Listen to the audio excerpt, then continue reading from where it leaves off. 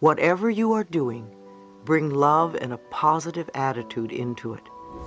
If you are in an uncomfortable situation, look within to see what is the best lesson for you to learn from it. One woman told me that her belief system allowed money to come to her from all sorts of unexpected sources. Her friends criticized her ability to draw wealth to her in her unique way and insisted that she had to work hard to earn money. She said that they knew she didn't work hard at all. So she began to run the fear that if she didn't work hard, that meant that she didn't deserve the money she had. Her consciousness was on the right track originally. She needed to thank herself instead of becoming fearful. She understood how to manifest abundance, and her life was working in that area without any struggle. However, her friends wanted to pull her down because they all worked hard and they didn't have as much money as she did. Many times I reach out my hand to others, and if they take it and want to learn new things and go places, it's wonderful. If they try and drag me down, I say goodbye, and I work with somebody who really wants to come up out of the mud. If your life is filled with love and joy, don't listen to some miserable, lonely person who tells you how to run your life. If your life is rich and abundant, don't listen to someone who is poor and in debt tell you how to run it. Very often our parents are the ones telling us how to do things. They often come from a place of burden and hardship and misery, and then try to tell us how to run our lives. Many people worry about the economy and believe they will either earn or lose money due to the economic situation at present. However, the economy is always moving up and down. So it doesn't matter what is happening out there or what others do to change the economy. We are not stuck because of the economy. No matter what is happening out there in the world, it only matters what you believe about yourself. If you have a fear about becoming homeless, ask yourself, where am I not at home within myself? Where do I feel abandoned? What do I need to do to experience inner peace? All outer experiences reflect inner beliefs. I have long used the affirmation, my income is constantly increasing. Another affirmation I like is, I go beyond my parents' income level. You see, you have a right to earn more than your parents did. It's almost a necessity as things cost more now. Women especially experience a lot of conflict with this one. Often they find it difficult to earn more than their fathers are earning.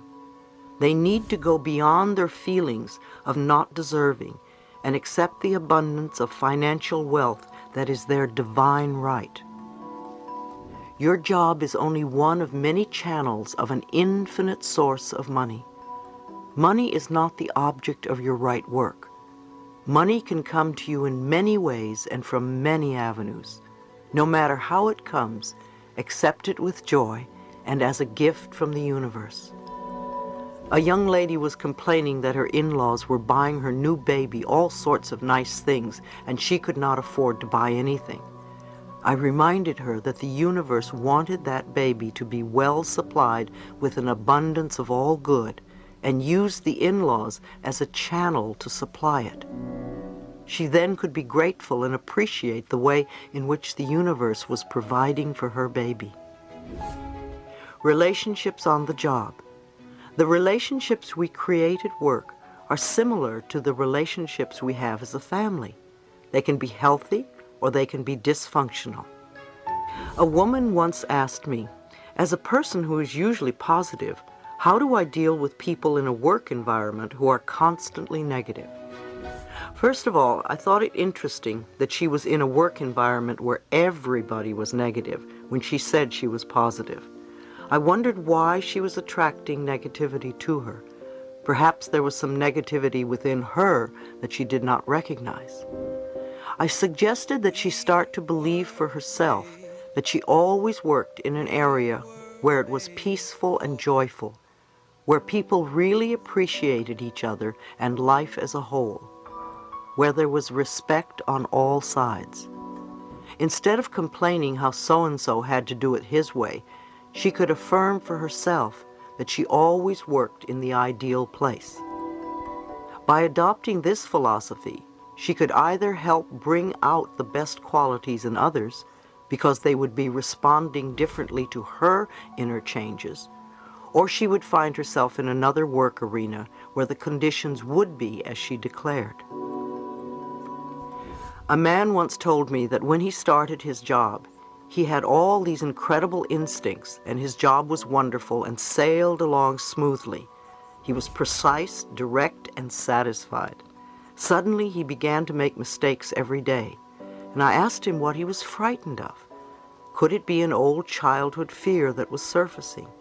Was there someone at work with whom he was angry, or was he trying to get even with somebody? Did that person remind him of one of his parents? Had this happened in other jobs? It seemed to me that he was creating some chaos at work because of an old belief system. He recognized that it was an old family pattern where he was ridiculed every time he made a mistake. I suggested that he forgive his family and affirm that he now has wonderful, harmonious relationships at work where people totally respect him and appreciate everything he does. When you think of your coworkers, don't think, oh, they're so negative. Everybody has every quality in them, so respond to the good qualities that are in them and respect their peacefulness instead. When you can focus on these qualities, they will rise to the surface. If others are constantly saying negative things, don't pay attention. You want to change your consciousness. Since they are reflecting something negative within you, when your consciousness really changes, negative people won't be around very much. Even if you feel frustrated, start affirming what you want to have in your workspace. Then accept it with joy and thanksgiving. One woman had an opportunity at work to do what she loved and to grow from the experience. However, she would constantly get sick and sabotage herself. She recalled that when she was a child, she was always getting sick because it was her way of getting love and affection. So she kept recreating the pattern of getting sick as an adult. What she needed to learn was how to get love and affection in a more positive way. When anything went wrong at work, she went right back to being the 5-year-old girl. So when she began to take care of her little inner child, she also learned to feel safe and to accept her power. Competition and comparison are two major stumbling blocks to your creativity. Your uniqueness sets you apart from all others. There has never been another person like you since time began. So what is there to compare or compete with? Comparison either makes you feel superior or inferior, which are expressions of your ego, your limited mind thinking. If you are going to compare to make yourself feel a little bit better, then you are saying somebody else isn't good enough. If you put others down, you may think you will raise yourself up.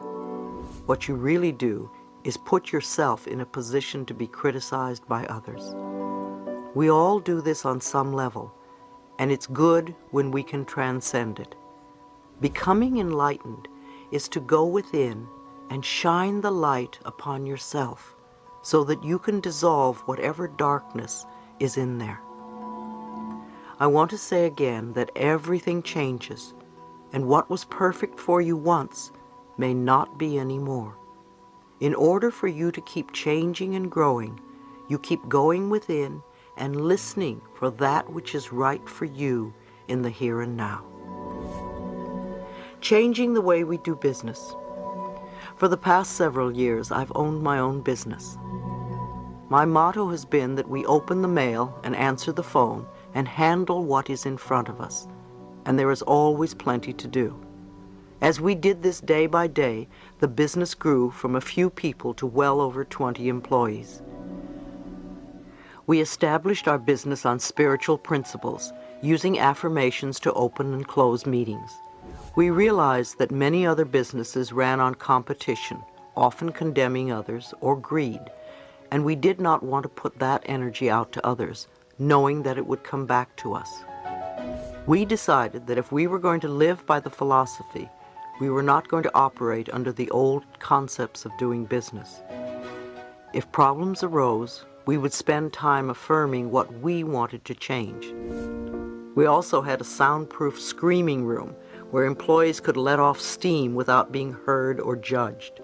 It was also a place where they could meditate or relax, and we supplied it with plenty of tapes for people to listen to. It became a safe haven in times of difficulty. I remember a time when we were having many problems with our computer system, and every day something would break down. Because I believe machines reflect our consciousness, I realized that many of us were sending negative energy to the computers, and we were expecting them to constantly break down. I had an affirmation programmed into the computer. Good morning. How are you today? I work well when I am loved, and I love you. In the morning, when everyone turned on their computers, that message would appear. It's amazing how we had no more problems with our computers. Sometimes we think of things that happen, especially at work, as disasters. But we must look at them for what they are, simply life experiences that always teach us something. I know that I have never had a disaster that did not end up a good learning experience in the end, often moving me to a much better level in life. For instance, recently my company Hay House was not doing so well. Like the economy, our sales would go up and down, and it appeared that sales were down and staying that way, at least for the moment. However, we did not adjust to that, and month after month we were spending more than we took in. Anyone who has owned a business knows that that is not the way to do it. Eventually it looked as if I would lose my business if I didn't take some drastic measures. Those drastic measures included letting go of over half my staff.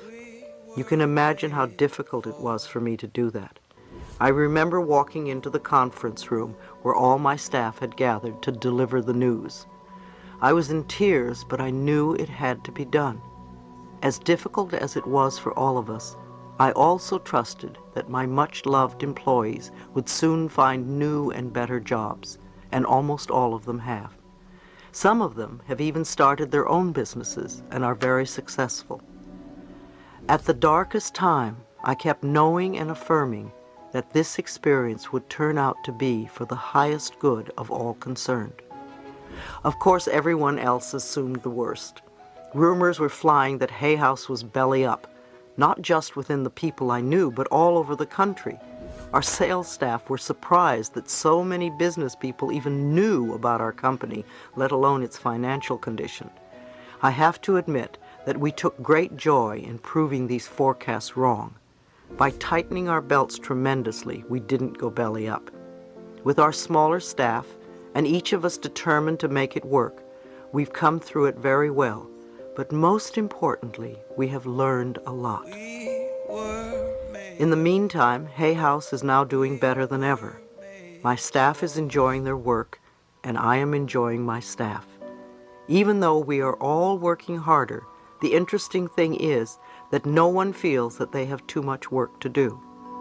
We are even getting more books out than we ever had, and are attracting much more prosperity in all areas of our lives. I believe that everything does work out for the best in the end, but sometimes it is hard to see that while you are going through the experience. Think of a negative experience that may have happened to you in your work or in your past in general. Perhaps you were fired, or maybe your spouse left you. Now go beyond it and take a look at the big picture. Didn't many good things happen as a result of that experience? I've heard so many times, yes, that was a horrible thing that happened to me, but if it hadn't, I would never have met so-and-so, or start my own business, or admit that I had an addiction, or learn to love myself. By trusting the divine intelligence to let us experience life in the way that is best for us, we empower ourselves to actually enjoy everything that life has to offer, the good as well as the so-called bad. Try applying this to your work experiences and notice the changes that happen to you.